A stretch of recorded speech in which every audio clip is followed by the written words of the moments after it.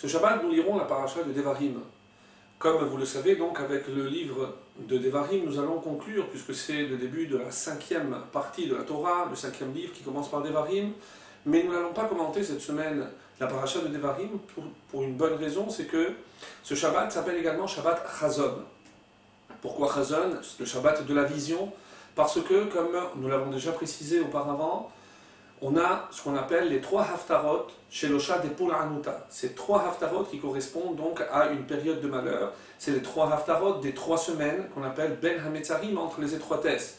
On a démarré le 17 Tammuz et cette période se terminera avec le jeûne du 9 Av. Et 3 Shabbatot donc intermédiaires. On a lu 3 passages différents.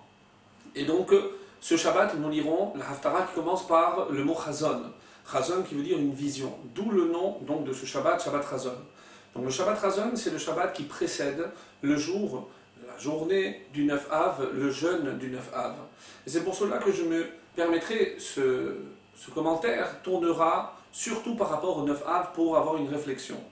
Nos maîtres nous enseignent que dans chaque fête, il y a également une énergie qui vient réparer ce que la fête ou l'événement qui s'est déroulé a pu entraîner comme, on va dire, dégâts.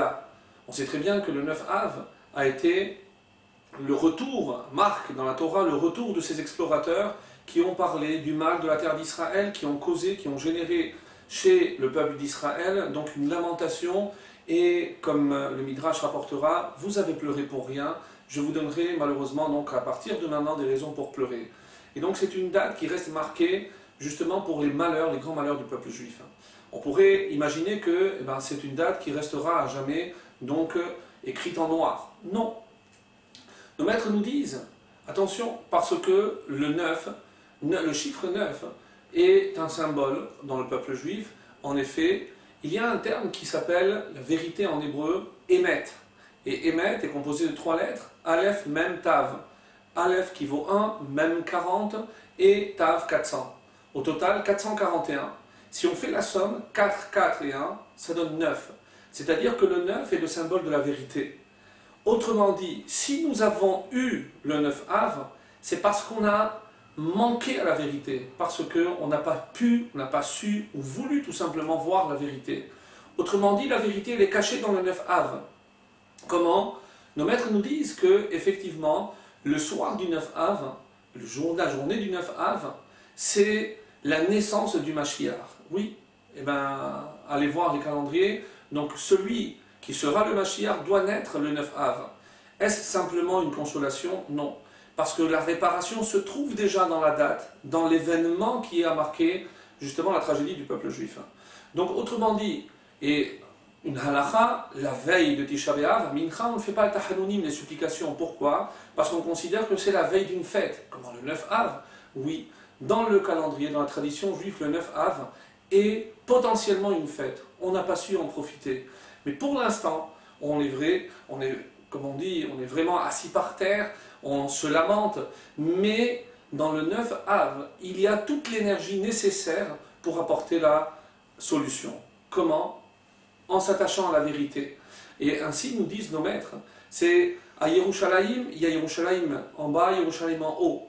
Comme si c'était une projection. Le temple en bas est une projection du temple en haut. Et nos Hamim nous disent, nos maîtres nous disent, c'est comment on a pu détruire le temple d'en bas, c'est parce que celui d'en haut a été décalé. Et alors, c'est ce qui a entraîné la destruction de celui d'en bas. Donc, que faut-il faire maintenant pour que celui d'en haut soit véritablement celui définitif? Il faut ramener celui qui est en haut à sa place. Et nos Hamim nous disent, mais comment on peut ramener celui d'en haut à sa place? Par un seul moyen, par la vérité. En s'attachant à la vérité, en s'attachant, comment on s'attache à la vérité? Vous le savez, vous avez bien compris. Torato, Torat Emet. C'est en s'attachant à la Torah. Parce que la Torah, Chotamo shel HaKadosh Baruch Hu Emet. Le sceau de HaKadosh Baruch Hu est la vérité.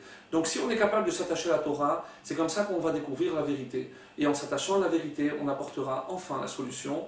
On verra le 3e temple reconstruit, si Dieu veut, avec la fin de toute guerre. Et le peuple juif revenir sur sa terre pour vivre les temps messianiques. Amen. Ken Yiratzon.